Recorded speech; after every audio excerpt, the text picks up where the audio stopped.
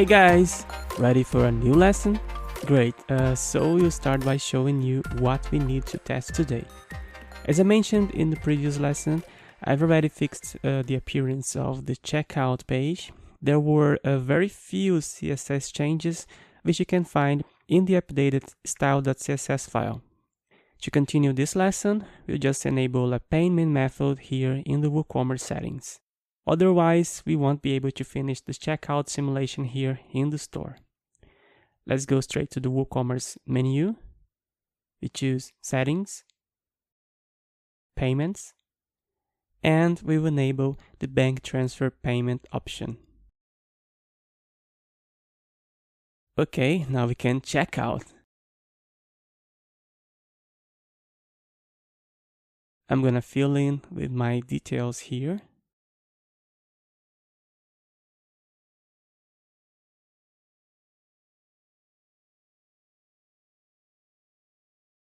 I'm going to finish the purchase by clicking this button, place order.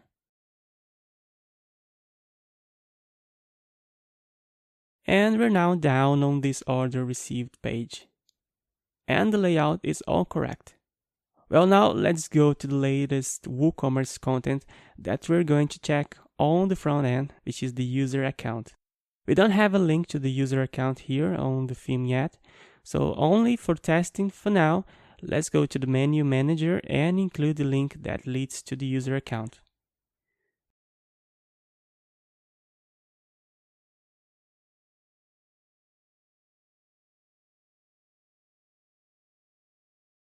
Okay, now we can access this page. Well, look, apparently everything's okay here. Let's test these links here on the left. So orders are okay. If we click here on one of the orders, the page also looks good. Downloads, okay too. Addresses, all right. And if I click here on this edit link, here the look is also okay. And now let's check out this link, account details.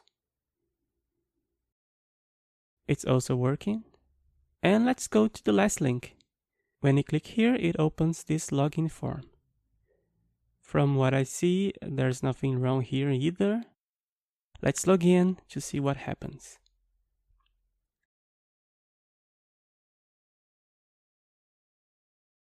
Okay, it goes back to the account page. These links here from the top are all links we already visited. So that concludes for now our changes in the WooCommerce template files. Of course, it's a work that it's based on creativity. After you understand how to do, which files to manipulate, and how to do this manipulation, your creativity is the limit. During these lessons, you've seen that there are basically 3 ways to customize WooCommerce templates. You can use the override mechanism, which is not the most recommended, but it's highly effective. You can reposition the action hooks and make the filters return different values than the defaults. And you can also use a lot of CSS to make all pages look different. There is yet another way that I consider much more time-consuming, which is, for example, you can revamp the files by putting them into the override folder, this WooCommerce folder. So you need to, let's say, create all the files from scratch. It's a lot of work, but it can be a way out for people who really want to do a very custom job.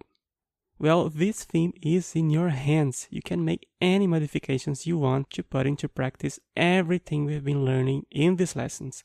I hope you enjoy them. I'm sure you've learned new things, of course. In the next lesson, we will come back because we still have a lot to work with, especially if we have many things to show to those who intend to create themes to be distributed. So, until then.